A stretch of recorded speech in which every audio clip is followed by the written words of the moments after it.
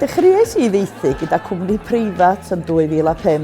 Ar ôl tua 4 blynedd ar fy nhaith faethu, roedd yn siarad â ffrind a wnaeth argymell tîm Maethu awdurdod lleol. O hwnna'n swnio well I mi.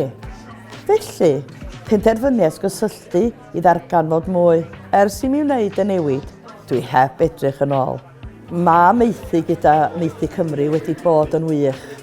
Mae'r gefnogaeth yn anhygoel gan y gweithwyr cymdeithasol, neu ofalwyr Maeth lleol arall.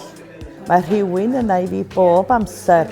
Mae'r Ngwynedd faethu yn deulu mawr.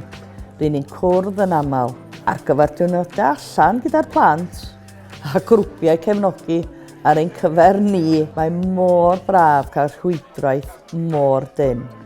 Os ydych chi'n ystyried Maethu, cysylltwch â'ch awdurdod lleol.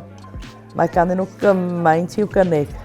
Rydych yn derbyn yr hyfforddiant a'r cyngor sydd angen arnoch, gyda chefnogaeth bob cam o'r ffordd. Popeth sydd ei angen I chi fod yn ofalwyr Maeth gwych.